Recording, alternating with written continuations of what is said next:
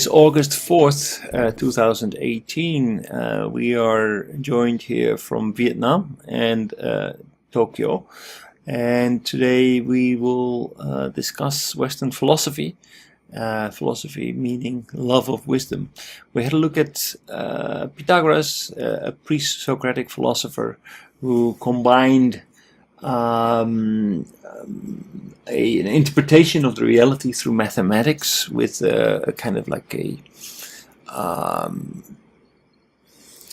beliefs about the how the world functions and the role of the soul, for example. Pre-Socratic, because it was before Socrates. Socrates was a leading figure in philosophy. He didn't write anything down, but he set a standard because Socrates didn't claim to know anything. Socrates was he believed that to find the truth you need to be able to ask questions. And he had something in common with Confucius, because he was actually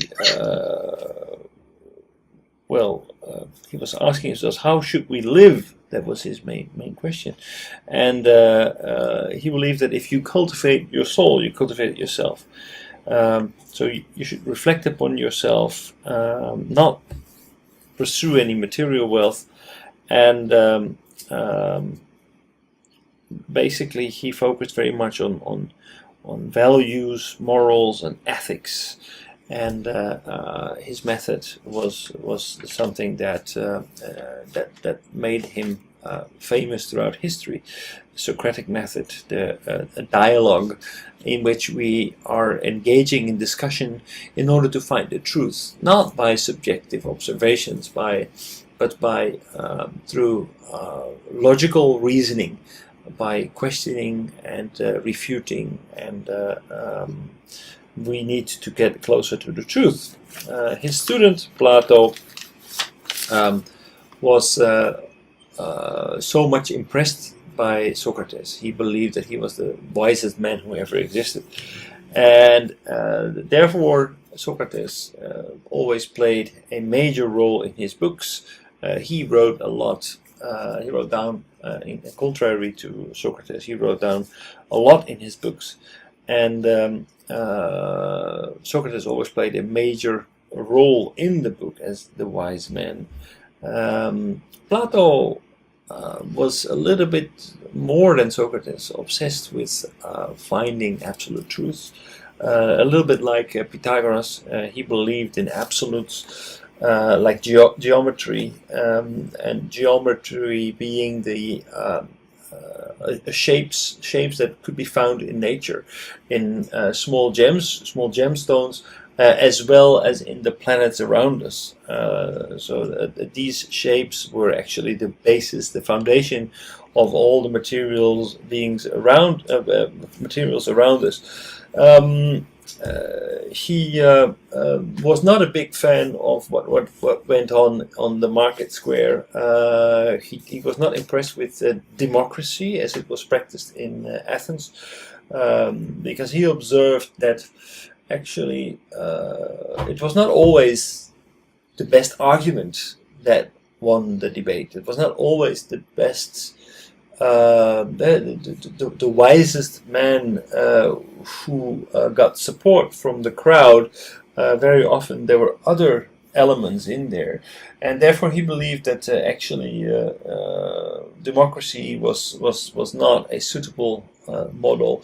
He believed that okay, democracy, but only for philosophers, because philosophers were wise people. They were not swayed by emotions, by subjective reasons, by other reasons than the truth, by coming to their conclusions. Therefore, the ruling of the country should be left to philosophers, was Plato's interpretation. Aristotle, who was also a contemporary of Plato. Aristotle actually studied with Plato for a little while, but they went their separate ways. And Aristotle was more of a social scientist. He also looked at what happened on the market square, but different from Plato. He didn't conclude that democracy should be left only to philosophers. He said, no, philosophers should learn how to argue and persuade people in a way that it is that is more appealing to the average person. So we should not exclude normal people, we should include them, and we can do that by the art of rhetoric. So that we still use these techniques in order to persuade people. I'm studying public speaking, and the rules of Aristotle are still very much alive today. He also wrote about art. What is the role of art? And art is a way of getting in touch with your emotions that people usually shut off. But actually, art has a healing effect, and therefore art should be subsidized.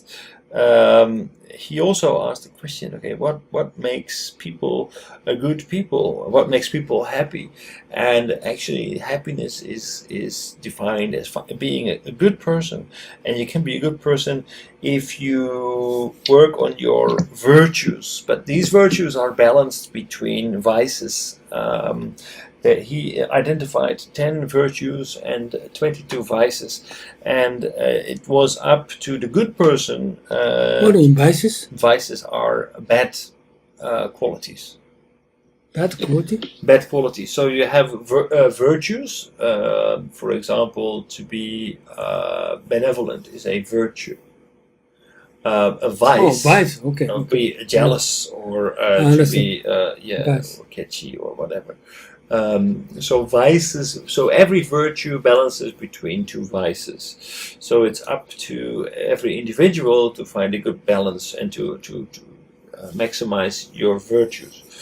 So he was very much a more of an empirical philosopher compared to Plato.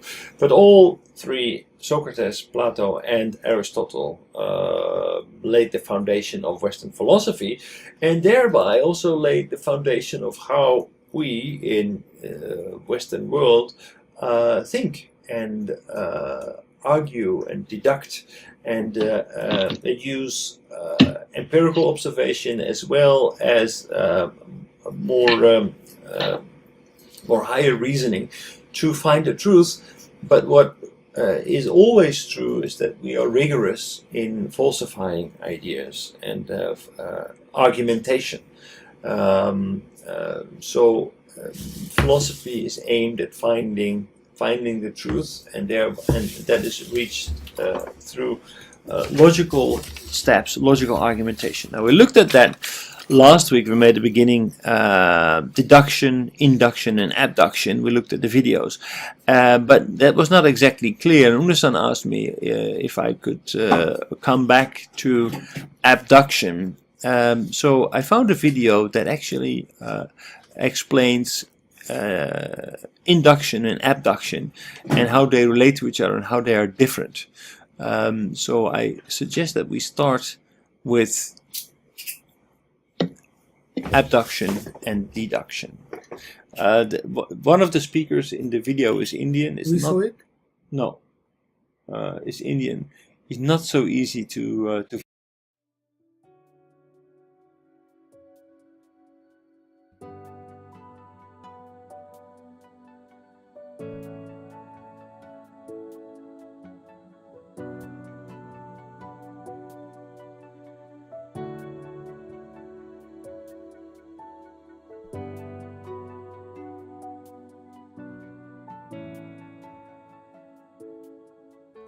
はい、皆さんこんにちは、雲野です。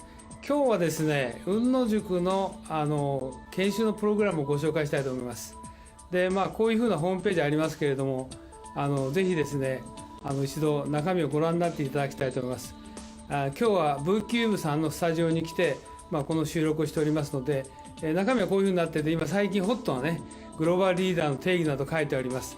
で特に経団連が作成しました、留学すれば英語ができて専門性を持つというだけではですね、グローバルリーダーになれないとここに書いてありますようにですね、仕事ができる、専門性を持つ、英語ができるだけじゃなくてですね、私どもの塾ではリベラルアーツということと、それからもう一つは孫子の兵法、さらにはですね、日本の歴史というものを合わせて教えることによって、皆さんが海外の欧米の方々と、もしくは華僑圏の方々と正々堂々と渡り合えるような人物を育成しようというふうなことを考えています。ここに次のスライドが出ておりますけれども、ここに書いてありますのはですね、さらに、私どもの雲野塾の中身につきましてはですね、欧米の資料しか使っておりません。また実際に雲野塾は英語でやっておりますので、英語の講師が話しておりますけど、学習はですね、日本の歴史をまだ教えてますので、学習の午後はですね、日本のプログラムをしております。で以前はこれ有料だったので、今はですね、実際に会場費も取っていただいておりませんで、毎回5000円ということで、朝9時から午後5時までやっておりますので、ぜひ皆さんですね、ご検討の上ご参加いただければと。英語のできない方もですね、学習の午後こういうふうな検証をしておりますので、ぜひご参加いただければというふうに思っておりますので、よろしくお願いします。でここにさらにですね、グループ討議とか実務の勘どころを教えると書いてありますけど、実際には私が10年ほどですね、欧米の新聞とか雑誌等をですね、集めてきた、もともと英語のベースでございますので、そうしたものをですね、50セッションのテーマに分けて資料を作成しております。そういうことで、世界のオペレーション、もしくはカントリーリスクも含めてですね、しかも世界のトップの方々に対しても、いろいろな分析とか洞察をしてですね、議論をしております。そういったことも含めてですね、今後ともよろしくお願いしたいと思います。以上で私の挨拶を終えますが、今回のこのビデオの収録にあたってはですね、V キューブさんのスタジオをお借りしてですね、お時間を頂戴して、このビデオを作成させていただきました。よろしくお願いします。どうもありがとうございました。